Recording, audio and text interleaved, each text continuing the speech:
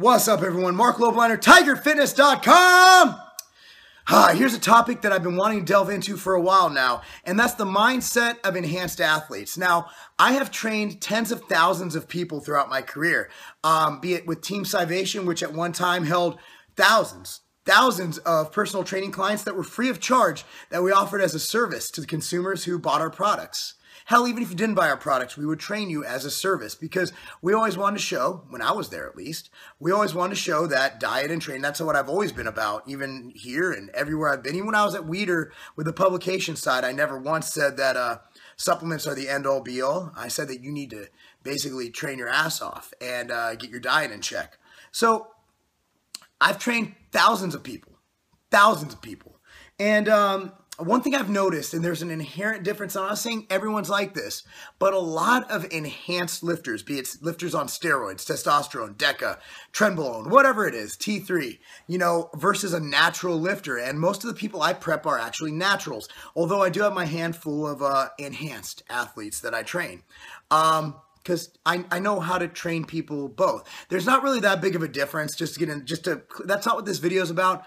But at the end of the day, you're dealing with caloric deficits and keeping as much muscle as possible. Obviously, it's going to be easier for an enhanced athlete to keep muscle, but there's also more variables involved. So I would say that training an enhanced athlete is more difficult than training a natural athlete. But I digress. That's a whole different video. The problem I see with enhanced athletes is when a natural athlete hits a plateau, the first thing they say to me is, hey, what should we adjust with diet and cardio and training? What can we adjust? Should I do this? Should I do that? Whereas an enhanced lifter inherently, for the most part, a lot of the times, will say, what drug should I throw in to make that variable work?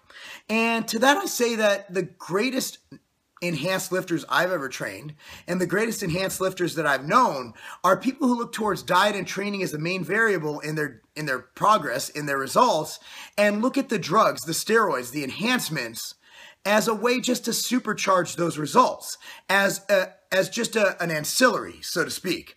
Whereas instead of looking at it like, hey, I stopped losing weight, should I up the dose of T3? You should be saying, hey, should I increase the cardio or the training or tighten up the diet a little bit? What I'm saying is it's not a good idea to look at steroids as a crutch.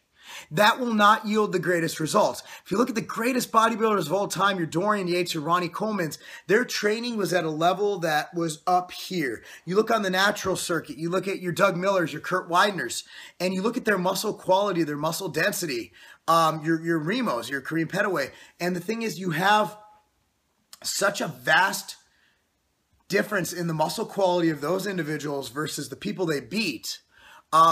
Generally because Doug's on a lot of trenbolone.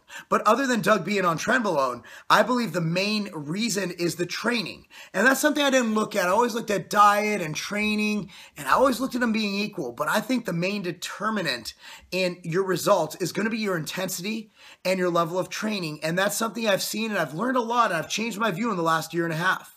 And ever since spending more time with Mike Rashid, with CT, with Doug Miller, with Big Rob, with hell, even with Sean, and as I've trained more, and I've always been training balls to the wall. Hell, they call me the machine, and I've always been about that. But I thought that was just me because I like throwing around heavy ass weights. Little did I know that the way I've basically maximized my subpar or slightly better than average genetics is the fact that I train at a level that most people can't train at. And that's not genetics. That's all up here. That's all in here. That's your heart.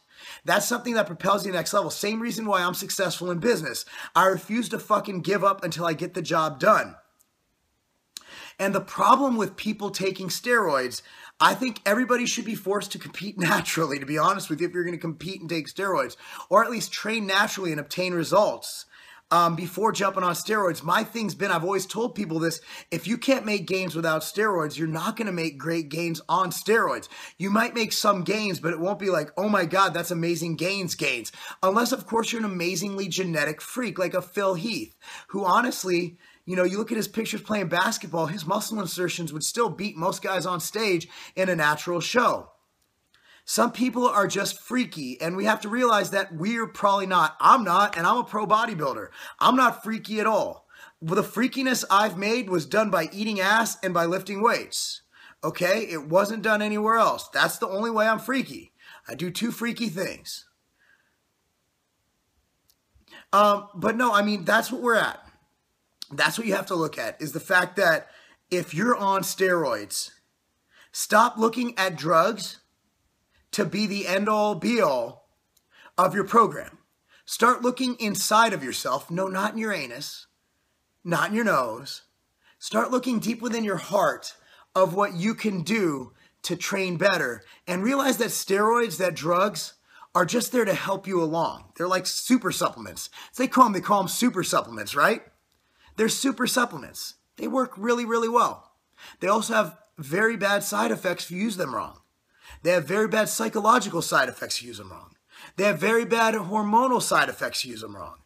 They can really fuck you up if you don't know what you're doing. So that's why I recommend you stay natural if at all possible. But if you decide, whether medically your doctor decides for you, or you decide that you're at that level where you're making an adult decision, you know you're breaking the law to use, just realize that steroids aren't going to make you a great bodybuilder or make you a better person. That's on you. That's within yourself. There's no needle in this world that will make you a better person.